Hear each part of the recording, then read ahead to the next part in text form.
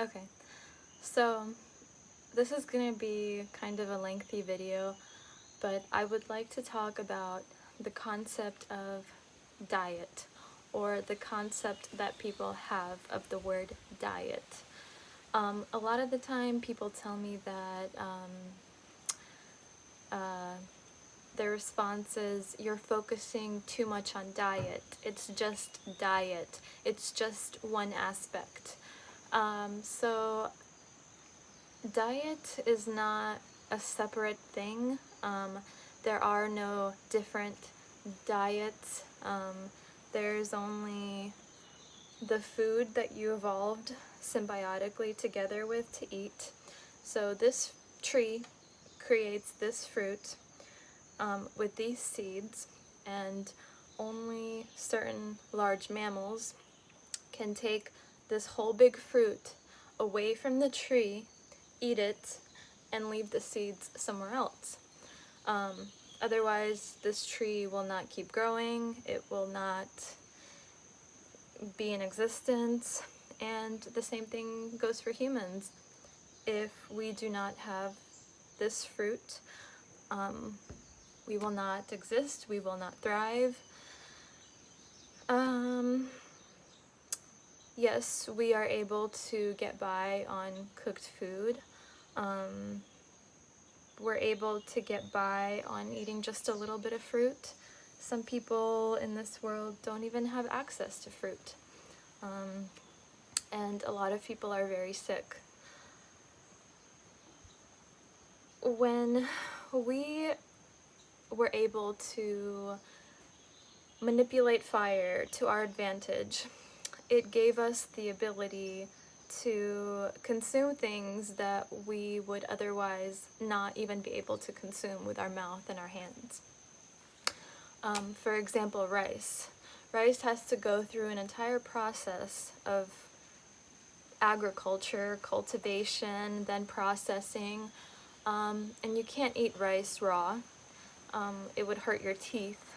It would be horrible. It wouldn't taste good at all. It wouldn't digest.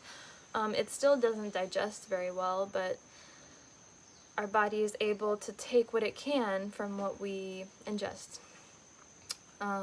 So, by us using fire, we were able to start consuming things that we were not created by Source to consume.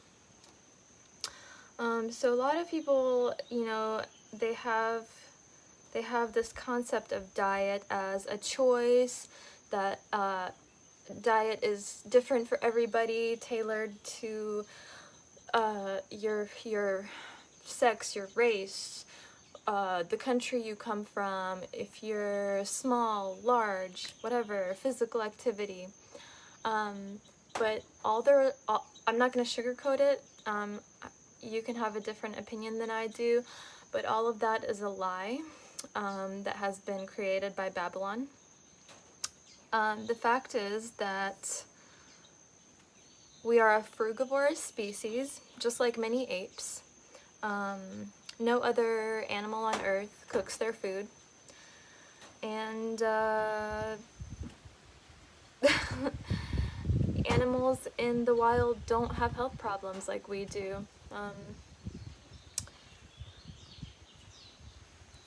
Another thing is that we are comprised mostly of water.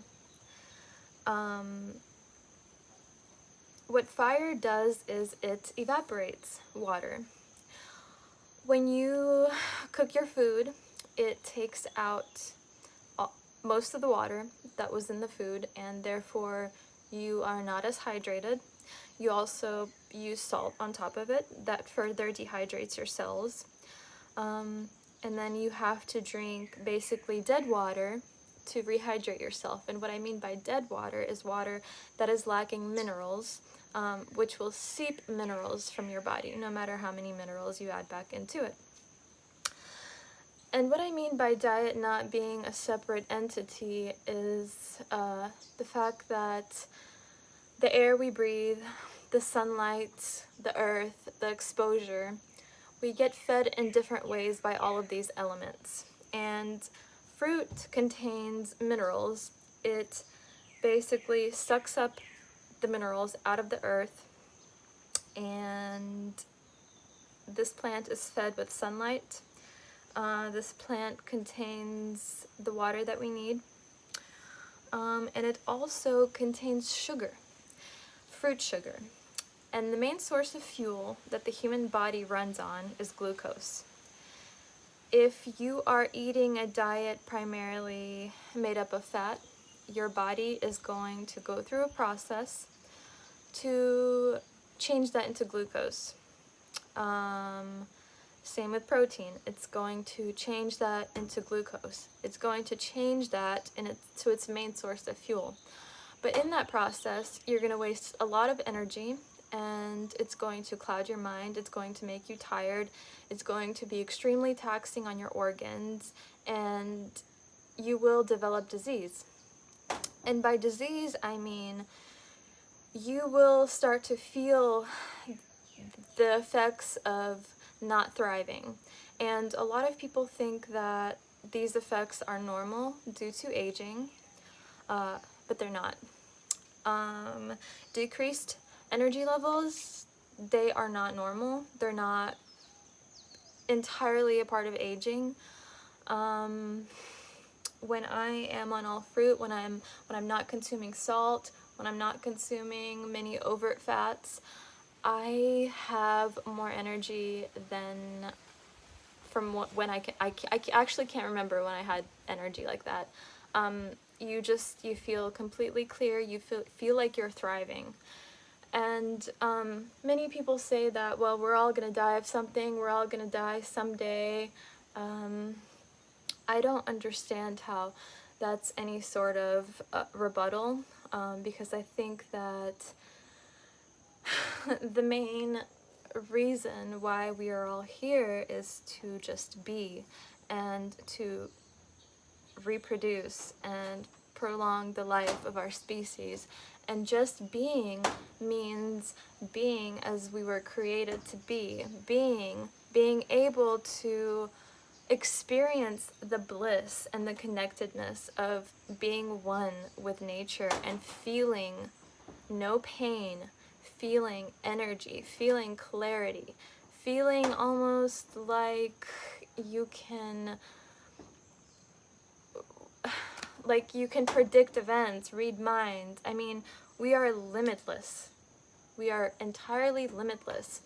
And everything we consume, including myself consuming social media, driving a car, doing things that are not natural, using technology, using chemicals, all of that is going to affect your power that Source has given you.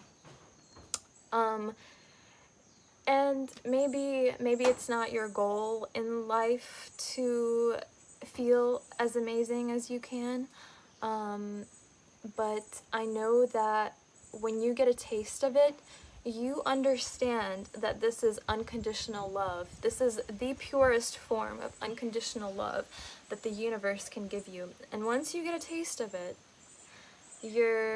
everything else will pale in comparison.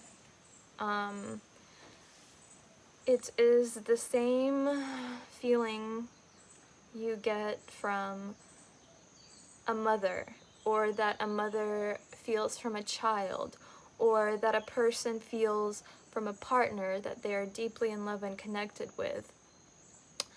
But the only difference is that the love from another human other than yourself, even yourself, it's not reliable. Nature, although chaotic and ever-changing, is always reliable. It will always have your back. Everything altered by man has been used with fire. So in a sense, fire is the opposite of life. Life contains water. Water was the beginning of life. Fire takes that away. Fire is destruction. Even in the Bible, these concepts exist. Even in other religions that aren't Christianity, these concepts exist. They're sprinkled throughout for a reason. And somehow we have created all of these ideas that compartmentalize facts and keep us from seeing this ultimate truth. So, with that said, I know that we are not all living in the perfect environment, even though we could all be, even though there is enough space for all of us to be, that you can only do your best. And even by removing animal products and processed foods, you would be making a huge step to be better. And I'm not just talking about changing your body, health, however you want to look at it. When this changes us on a cellular level, it also affects our mind. It affects our soul. And I don't see cellular and mind and soul as separate. And when you change at that level, it affects how you treat everything and everybody else.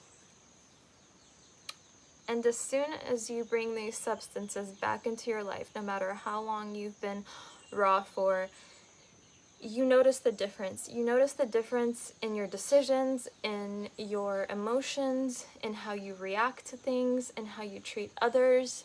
You do not react with love. You start to react with anger, with fear, because you are not comfortable in your body. On a subconscious level, you feel a discomfort, you feel an irritability, there's a confusion, you're not in some symbiosis anymore.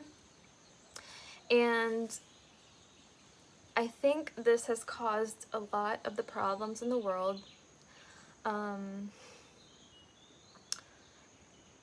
And for a long time,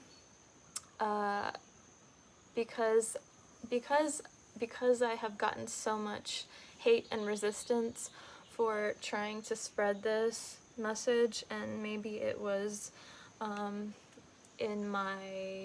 how I presented it, or if I would get upset with people's reactions or what they said. For a while now, I repressed talking about it and trying to spread what I know. What I know is the truth, outside of what I sometimes believe, outside what anyone else believes. There is an ultimate truth that's running this planet, that's running the universe, that no one can argue with. And sometimes, for a few seconds, you can tap into that truth. So I have decided that I have not been the example that I want to be for a long time now. And I've been going back and forth for a long time with raw and not raw, and it's been pretty miserable. But I have decided to start working towards being the example that I want to be for others. And I want to spread the truth, even if it doesn't save the world. There's a pretty good chance it's too late, but I want to be the seed that might make this available for, even if it's just one other person. There are many of us trying to spread this, and in different aspects. And yeah, I've decided that it's just time to get back into gear and to start living it and to start spreading it no matter what it takes. So, I just want to know, I just want for those suffering to know that there is a way out, even within the matrix that you are living in. There is a way for you to step into another field. There is a way out of disease, there is a way out of pain, there is a way into freedom, into as close as you can get to freedom. There is a way. And all you have to do is make a decision. That's all. You just have to make a choice. And you have to stop lying to yourself. That's one of the biggest ways that we hold ourselves back. Our true voice is always back here. It's always maybe muffled, but it's always there. And we dream with our true voice. In our dreams, we see our true voice. But in daily life, this truth is muffled by lies that are all up here. Our mind, thinking. Don't listen to that. Don't.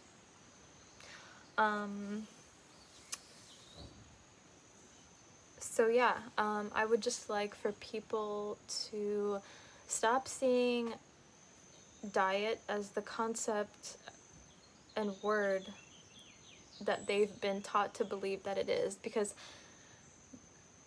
diet is everything.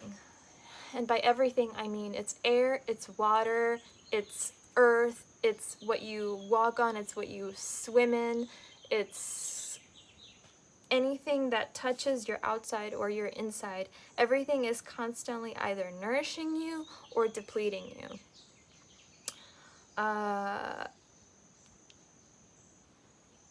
So yeah, that would be cool if more people could maybe tap into that and look at it from more of that angle. I think it would really change the negativity that people attach to the word diet. And with that said, I'm gonna enjoy this beautiful offering from Source. Thank you. Goodbye.